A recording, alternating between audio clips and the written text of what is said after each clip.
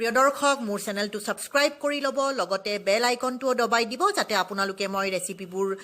Update কৰাৰ লগে লগে গম পাই যায় আৰু অতি সোনকালে আপোনালোকে এই ৰেচিপিবোৰ চাব পাৰে ধন্যবাদ নমস্কাৰ প্ৰিয় দৰ্শক মই ইন্দ্ৰাণী আপোনালোক আটাইকে পুনৰ এবাৰ মোৰ পাকঘৰত স্বাগতম জনাইছো আজি মই বনাব লৈছো কঁঠালৰ হালুৱা কঁঠালৰ বতৰ খুব ধুনীয়া মিঠা কঁঠাল ওলাইছে অতি সোনকালে এই কঁঠাল লৈ আহক আৰু আজি মোৰ ৰেচিপিটো চাই কঁঠালৰ হালুৱা বনাই খাওক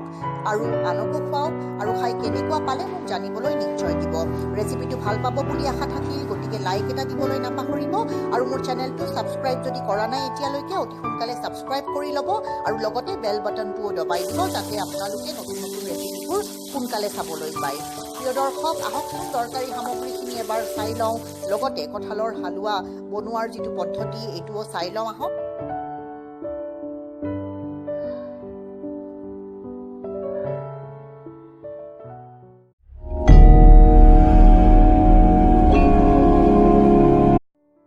এবাটি কঁঠাল লৈছো 4-5 কুং কঁঠালৰ ভিতৰৰ গুটিবোৰ পেলাই এনেকৈ মিহি মিহিকৈ কাটি ললে হৈ যাব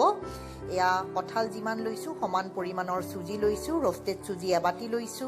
আৰু কঁঠাল আৰু সুজিৰ সমান পৰিমাণে চেনি লাগিব গতিকে এবাটি চেনি লৈছো আৰু এয়া লৈছো ডালডা 4 টেবুলস্পুন ডালডা ললে হৈ যাব ডালডাৰ অবিহনে আপোনালোকে ঘিউ ল'ব পাৰে মই আজি আপোনালোকক ডালডাৰে এই ৰেচিপিটো বনাই দেখাম আৰু এয়া লৈছো গাখীৰ মই সুজিতকৈ দুগুণ লৈছো গতিকে দুবাটি মই গাখীৰ লৈছো গাখীৰ গৰম কৰি ল'ব লাগিব ঢালাৰ আগে আগে আৰু এয়া লৈছো 5-6টা কাজু মিহি মিহিকৈ কাটি 5-6টা আলমণ্ড বাদাম মিহি মিহিকৈ কাটি লৈছো আৰু এয়া 10-15টা খিচমিচ লৈছো এয়া কেৰাহী গৰম কৰি ললো ইয়াতে ডালডাখিনি দি দিম ডালডাখিনি ভালদৰে মেল্ট হ'বলৈ দিম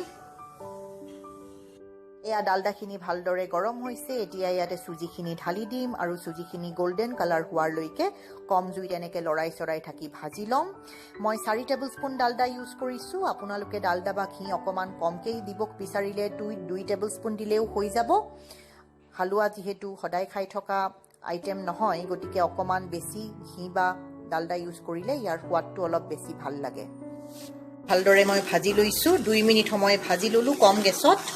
এয়া সুজিখিনি মই আগতে ৰোষ্ট কৰি লোৱা সুজি কাৰণে এইখিনি সোনকালে হৈছে এয়া হৈ গৈছে সুজিখিনি খুব ধুনীয়া গোল্ডেন কালাৰ হৈছে এইখিনি সময়ত ইয়াতে কাটি থোৱা কঁঠালৰ টুকুৰাবোৰ যোগ কৰি দিম ভালদৰে মিলাই পেলাই ভাজি থাকিম এয়া কঁঠালখিনি দিয়াৰ পিছত মই কম জুইত এনেকৈ লৰাই চৰাই আছো 3 মিনিট সময় ভাজি ললো পকা কঁঠাল সোনকালে সিজে এয়া চাওক কঁঠালৰ পিচবোৰ সিজিছে খুব ধুনীয়া হৈছে এয়া হ'ব হৈছে এতিয়া এইখিনি সময়ত ইয়াতে গৰম কৰি থোৱা গাখীৰখিনি যোগ কৰি দিম ভালদৰে মিলাই দিম আৰু লগতে এই ড্ৰাই ফ্ৰুটছখিনিও যোগ কৰিম অকমান 2-4টা থৈ দিব লাগিব গাৰ্নিচিঙৰ কাৰণে ভালদৰে মিলাই দিম এয়া চাওক ড্ৰাই ফ্ৰুটছ গাখীৰ ভালদৰে মিলাই দিলো এতিয়া গেছটো একদম কমাই দিম আৰু 3-4 মিনিটৰ কাৰণে ঢাকন মাৰি থম এয়া ঢাকন মাৰি থোৱাৰ 3 মিনিট হৈ গৈছে ঢাকন গুচাই চাম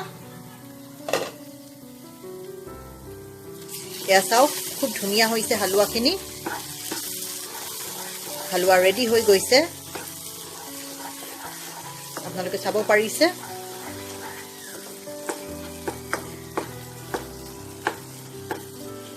এতিয়া গ্যাস বন্ধ কৰি দিম আৰু আপোনালোকৰ সন্মুখত পৰিবেশন কৰি দেখুৱাম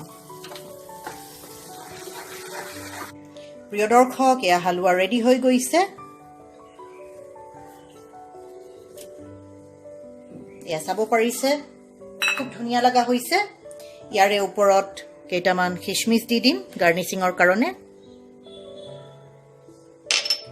বাদাম আলমণ্ড মন পছন্দ অনুসৰি সজাই দিলে হৈ গ'ল আৰু এয়া কাজু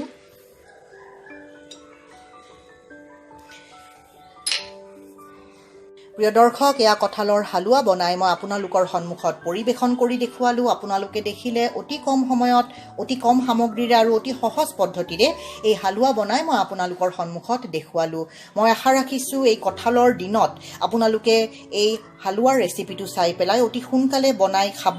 আলহীকো খুৱাব, ঘৰৰ সকলোকে খুৱাব বুলি মই আশা ৰাখিছোঁ। আৰু খাই কেনেকুৱা পালে মোক কমেণ্ট এটা কৰি জানিবলৈ নিশ্চয় দিব।